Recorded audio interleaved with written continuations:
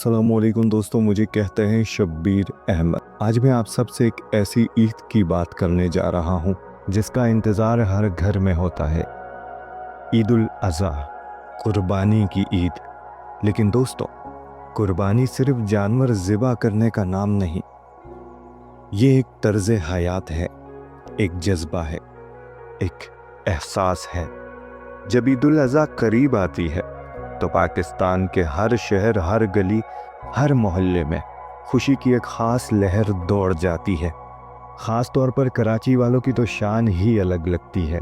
जैसे ही मवेशी मंडी सजती है, हर मोहल्ले में एक ही शोर होता है, भाई कितने का लिया, भाई मोरा खुल गया, ओए भाई 6 दांत का बेल लिया है क्या, और भाई कितने दांत का है। और वो जो रात गए मंडी जाना, ट्रकों और गाड़ियों पर जानवर लाना, बेल के गले में घंटियाँ और घर के बाहर शोर, छन छन की आवाज़ें। गली वाले बाहर आते हैं, बच्चे जानवर देखने पहुँचते हैं।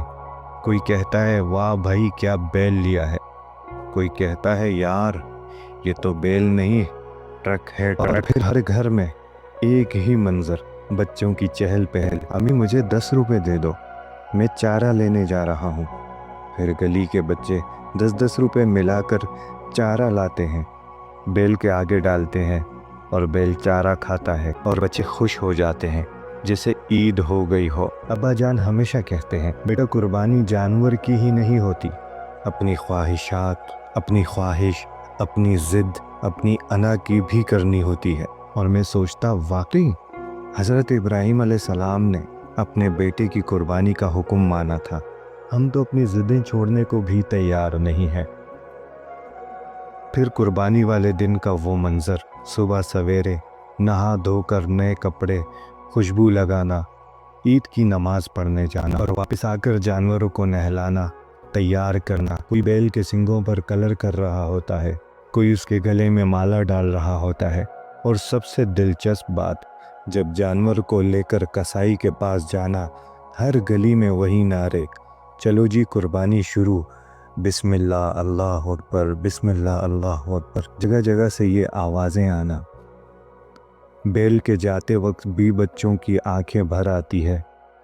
और फिर गोश्त की तकसीम, अब्बा जान बताते थे बेटा गोश्त 3 हिस्से करो, एक हिस्सा अपने लिए, एक रिश्तेदारों के लिए और एक गरीबों के लिए। और मैं सोचता ये सिर्फ गोश्त बांटने का अमल नहीं, बल्कि मोहब्बत, हमदर्दी और भाईचारे का पैगाम है। दोस्तों, ये जो ईद उल अज़हा है, ये हमें सिर्फ बैल, बकरियां, गायें ज़िबा करने का सबक नहीं देती, ये हमें अपनी ख्वाहिशात, अपनी गलत फहमियों, अपनी अना, अपनी नफ़रतों और अपने तासुब को कुर्बान करने का सबक देती है। आज हम अपने दिल से एक सवाल करें, क्या हम अपने अंदर की बुराइयां कुर्बान करने के लिए तैयार हैं? इस ईद पर सिर्फ गोश्त नहीं बांटें, मुस्कुराहटें बांटें, खुशियाँ बांटें, दुआएं करें इस मुल्क के लिए, इस कौम के लिए। क्योंकि कुर्बानी का मतलब सिर्फ जानवर ज़िबा करना नहीं, ये एक तर्ज़ ज़िंदगी है, ये अल्लाह से मोहब्बत की अलामत है। और हाँ, इस बार जब मंडी जाएं तो वही पुरानी आवाज़ ज़रूर लगाएं, भाई कितने का लिया। और जब बैल आए छन छन की आवाज़ों के साथ तो खुश हो जाएं, खुश रहें, दुआओं में याद रखें और अपने दिल को भी कुर्बानी के लिए तैयार रखें। अल्लाह हम सबको कुर्बानी करने की तौफीक अता फरमाए और इस कुर्बानी के ज़रिए हमारी मुश्किलों को आसान फरमाए, हमारी अना को, हमारी ज़िद को, हमारी नफ़रतों को अल्लाह ज़िबा फरमाए। मुझे कहते हैं शब्बीर अहमद, दुआओं में याद रखिएगा।